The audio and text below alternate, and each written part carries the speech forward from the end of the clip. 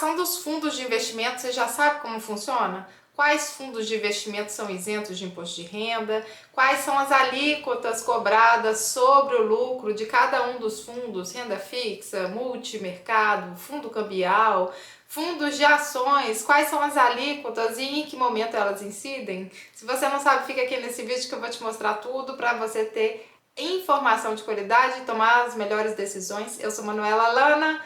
Toda semana tem um conteúdo aqui de qualidade que vai te ajudar a tomar as melhores decisões rumo à sua liberdade financeira, para facilitar, para agilizar essa liberdade financeira que a gente tanto quer. Se você gosta desse tipo de conteúdo, se inscreve no canal, já dá logo seu joinha se você ainda não é inscrito. E se você já é inscrito, meu muito obrigada, dá logo seu joinha também.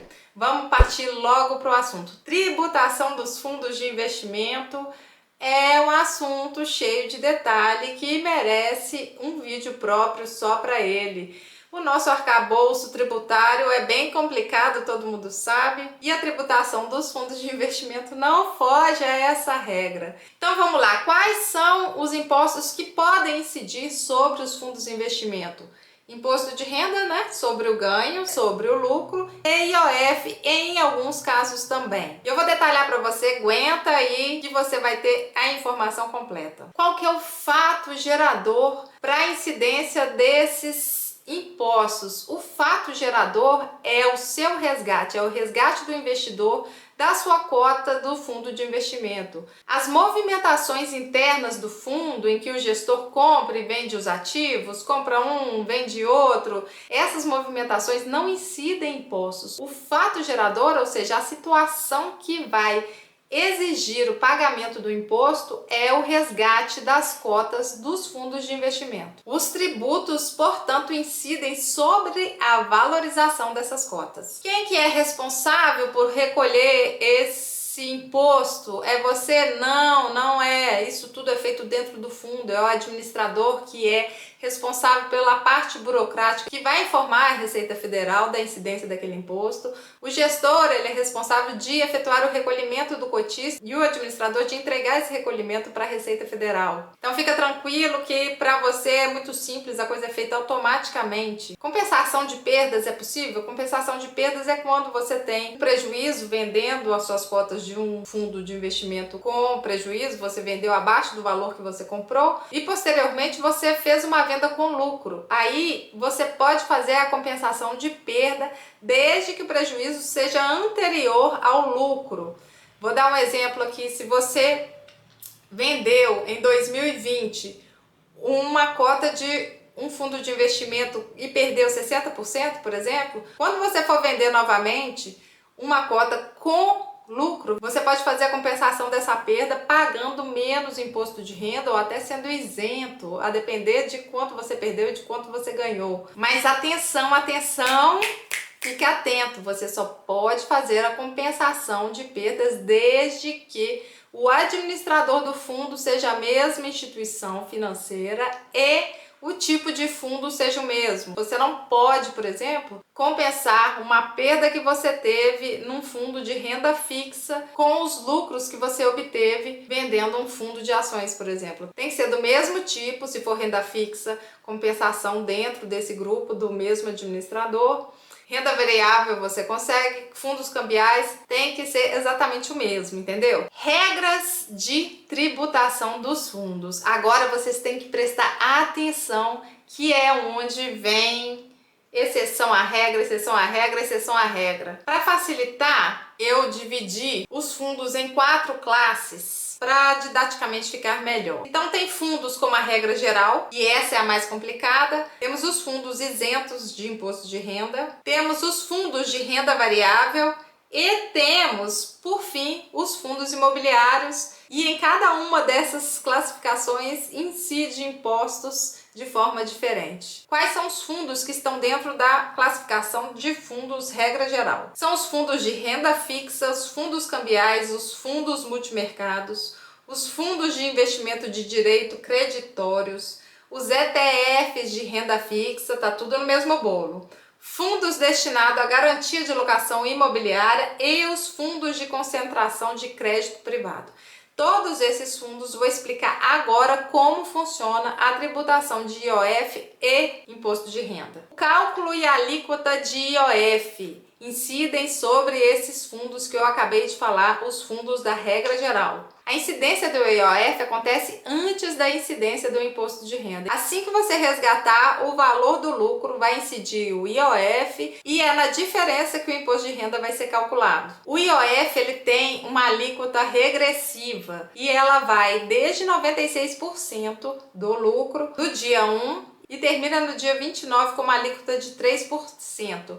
Portanto, a partir do 30º dia não há cobrança de IOF no seu investimento. Isso é tipo uma penalidade, gente. É para você não ficar fazendo movimentações financeiras de curtíssimo prazo. É a mesma regra que incide sobre os títulos de renda fixa. O IOF não se aplica aos fundos de renda variável, se aplica a esse primeiro grupo de fundos que falei com vocês. Imposto de renda. O imposto de renda também tem uma tabela regressiva que varia desde 22,5% para os resgates realizados em até 180 dias, passando até 15% para os resgates com prazo acima de 720 dias. Agora, gente, existe, como tudo aqui no Brasil, existe uma exceção à regra. E qual que é essa exceção?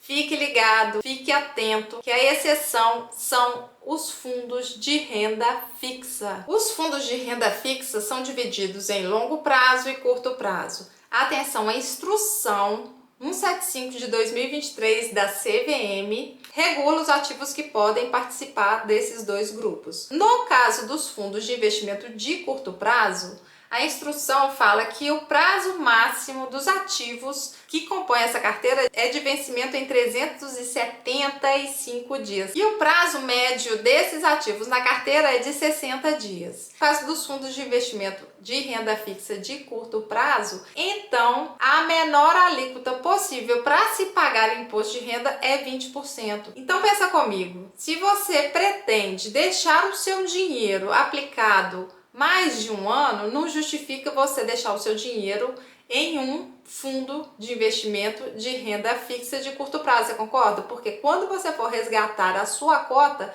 não tem jeito, você pode deixar ele lá ad eterno, infinitamente, 2, 3, 15 anos, que quando você for resgatar, vai incidir sobre o lucro obtido na sua cota 20% de imposto de renda, quando você poderia pagar 15% se tivesse investido em um fundo de investimento de renda fixa de longo prazo. Então você está perdendo no mínimo 5% nessa jogada, você concorda? 5% em cima de R$100 são R$5, não é de se jogar fora. Imagina isso em cima de um montante grande, né? De 500 mil, de R$1 milhão. É muita coisa, gente. Então tem que ficar atento nessas jogadas, tem que prestar atenção e adequar o seu investimento ao objetivo. Eu não paro de bater nessa tecla que os investimentos têm que ser adequados aos objetivos. Eles têm que estar alinhados com os objetivos que a gente tem para aquele dinheiro. O dinheiro tem que ser carimbado. Além disso, nos fundos que eu classifiquei como regras gerais, ainda existe a incidência do imposto de renda come cotas. O que é isso, Manuela? O que é imposto de renda come cotas? Bom, come cotas é uma antecipação do imposto de renda que a Receita Federal faz 2 vezes por ano, no final do mês de maio e no final do mês de novembro, e a alíquota vai ser sempre a menor possível de cada grupo. Dos fundos de renda fixa de curto prazo, portanto, será sempre 20% da lucratividade que você obteve até aquele período. Se você deixou o seu dinheiro parado há 5 anos, a cada período de 6 meses vai ser calculado qual foi o lucro que você está obtendo naquela operação e vai incidir a alíquota de 20% no caso dos fundos de renda fixa curto prazo e no caso dos demais 15%. Agora outra classe, os fundos isentos de imposto de renda. Quais que são esses fundos? São os fundos de infraestrutura e fundos de debêntures incentivadas. São os fundos que investem em setores da economia que o governo quer alavancar, que o governo quer que desenvolva interesse do governo no desenvolvimento desses setores da economia. Nestes fundos não incide o imposto de renda, mas incide o IOF. Porém, presta atenção, o IOF incide, mas lembra que o IOF é uma tabela regressiva e que incide até o 29º dia, não é verdade? A partir do 30º dia já não tem. Mas nesses fundos, o prazo para cotização para resgate costuma ser D+30. Essa é uma prática desses fundos, então acaba que você não vai pagar o IOF porque você não vai conseguir resgatar antes dos 30 dias. Para estar enquadrado nesse tipo de fundo de infraestrutura e de debêntures, é necessário que 85% dos ativos que compõem a carteira sejam de debêntures incentivadas de longo prazo, e a isenção do imposto de renda só se aplica quando o investidor é pessoa física. Então presta atenção, quando você vai investir com o CNPJ da sua empresa, aí há incidência sim de imposto de renda. E quais são esses setores de priorização nacional que o governo quer desenvolver? São os setores de transporte, energia, saneamento básico e telecomunicações. Fundos que investem nesses setores e atendem o requisito anterior de ter pelo menos 85% de composição em debêntures incentivadas, as pessoas físicas, portanto, não pagam o imposto de renda no resgate das suas cotas. E agora, os fundos de renda variável, que são compostos pelos fundos de ações, fundos de investimento em participação, que são os fundos que investem em empresas que ainda não estão listadas na Bolsa de Valores, e os ETFs de renda variável. Nesses fundos, a alíquota do imposto de renda é de 15% em qualquer momento que você for resgatar suas cotas dos fundos. E nesse fundo não incide IOF, porque não é uma operação financeira que você está comprando capital, você está comprando parte de alguma coisa. Aí não tem incidência de come-cotas. Por fim, tributação sobre fundos imobiliários. Vamos falar primeiro das pessoas físicas. Pessoas físicas não pagam imposto de renda sobre os dividendos, que são os rendimentos mensais, mas paga 20% sobre o ganho de capital quando ele for vender a sua cota e é isento de IOF. Para o caso de pessoa jurídica, também isento de IOF, mas a pessoa jurídica vai pagar sim imposto de renda de 20% tanto sobre os dividendos quanto no ganho de capital ao vender a sua cota. E assim a gente finaliza a tributação dos fundos de investimento. Beijo, fico por aqui.